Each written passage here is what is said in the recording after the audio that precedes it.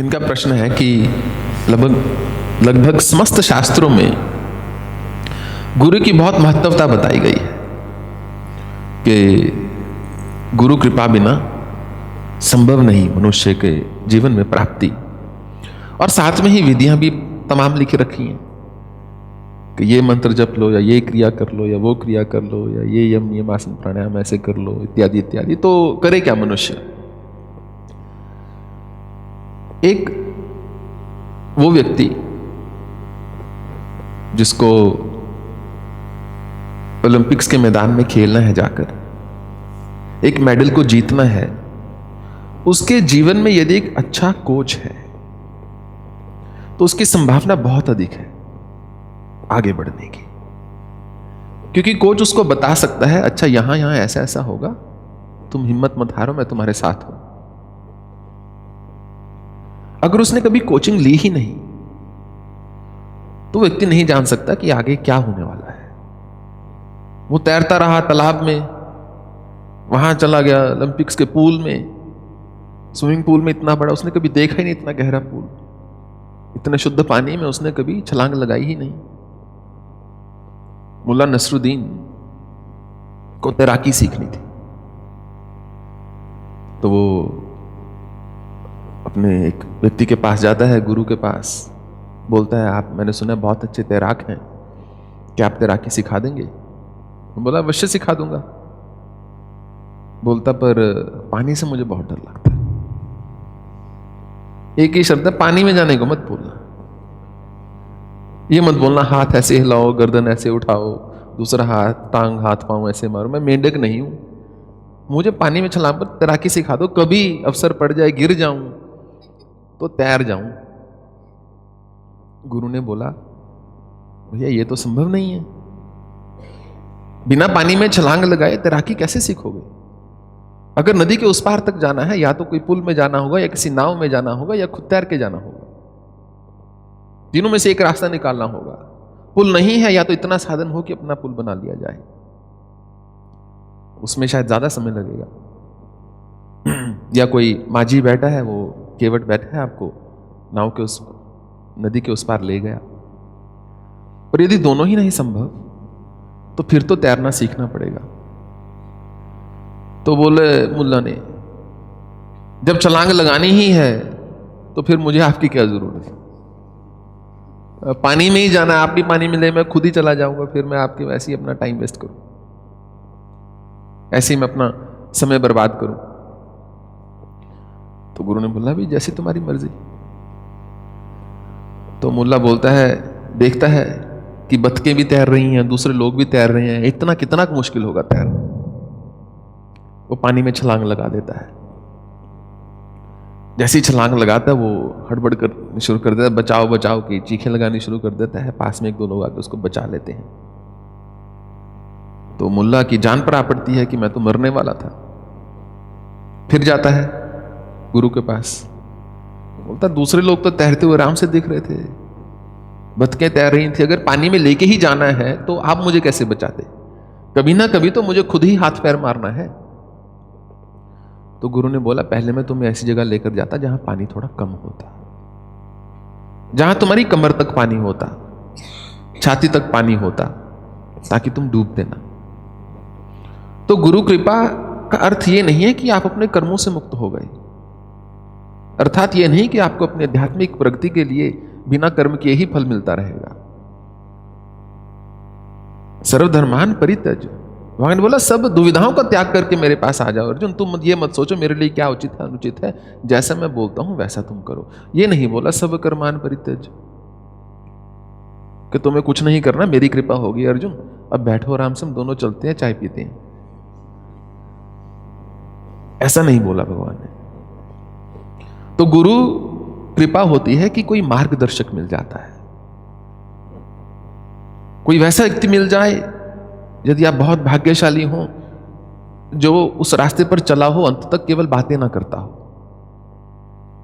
जो आपको बता सके कि इस रास्ते पर, इस मोड़ पर, यहां यहां इतना थोड़ा ध्यान रखना, यहां चलेंगे, यहां एक खाई है, वहां आगे जाके दलदल है, वहां एक पहाड़ चढ़ के जाना होगा, उसके आगे नदियां है, उसको पार करना होगा, वहां फूलों के बड़े बड़े बगीचे आएंगे, वहां नाक बंद करके चलना होगा, क्योंकि वो सुगंधित जो है मादक है, वो तुमको उन्मत्त कर देगी। आगे चलेंगे तो सरोवर आएगा, वहीं पर अपना स्थान मत बना लेना, थोड़ा सा जल पीकर आगे चल पड़ना। तो ये गुरु का अर्थ होता है, जो बताएगा कब रिद्धि सिद्धि, कब क्या दुविधाएं, क्या संकट, क्या अड़चने रास्ते में आएंगी और कैसे आपको चलना है। चलना तो खुद ही है। हां, अगर बहुत भाग्यशाली हो गए, परम भाग्यशाली, तो हो सकता है ऐसा गुरु मिल जाए जो ना केवल कि रास्ते तक चला हो, जिसका मन भी शुद्ध हो, जो ईश्वर के भाव में जीता हो, फिर उसका आशीष भी काम करेगा, फिर उसका आशीर्वाद भी काम करेगा। नहीं तो आशीर्वाद तो बस स्टैंड पे भी बहुत मिलता है, 10 रुपए दो और देने वाले बहुत हैं, और इतना भर भर के आशीर्वाद दे देगा, बोले बस 10 ही दिए भैया, इतने में बहुत हो गया, इतना बहुत है, और नहीं दिए तो उन्हीं से गाली भी मिलेगी। तो हो सकता है अगर एक ऐसे, अगर आपके जीवन में ऐसे थोड़ा सा कर्म हो श्रेष्ठ, तो ऐसे विभूति से आपकी भेंट हो जाए, आपके जीवन में ऐसा गुरु आ जाए जिसका आशीष भी काम करता हो। तो फिर क्या है कि रास्ते पर चलने के लिए मनुष्य को थोड़ा हिम्मत मिल जाती है कि मुझे इस मार्ग पर चलना है। इस मार्ग पर मैं एक ऐसे व्यक्ति से बात कर चुका हूं जो प्रशस्त है, जो चल चुका है, वो है गुरु कृपा। मिलहि जे संत होहि अनुकूला, भक्ति तात अनुपम सुख मूला, मिलहि जे संत होहि अनुकूला।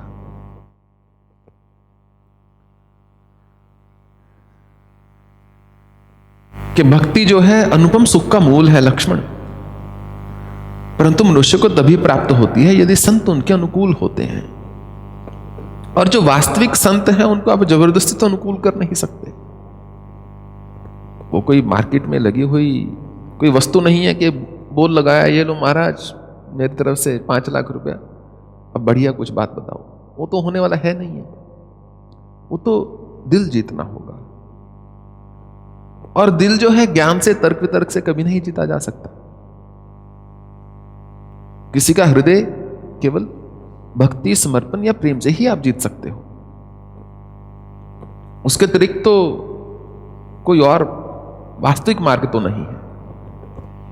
तो इसलिए गुरु शिष्य का संबंध ऐसा बन गया कि अद्वितीय, उसके जैसा कोई दूसरा संबंध ना हो, कि जो बात शिष्य अपने मां से ना कर सके, अपने बाप से ना कर सके, अपने पति से ना कर सके, अपनी पत्नी से ना कर सके, अपने बंधु भाई भ्राता, अपनी भगिनी, अपनी बहन से ना कर सके, वो बात वो अपने गुरु से कर सके, बिना किसी खौफ के, बिना किसी डर के।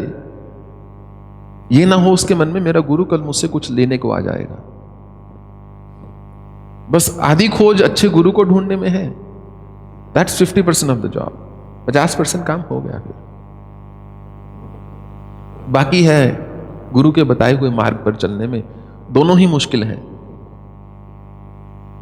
और कुछ होते हैं जो मार्ग पर चल जाते हैं, कुछ होते हैं कि नहीं, बस मुझे गुरु मिल गया, अब मुझे किसी मार्ग पर नहीं चलना।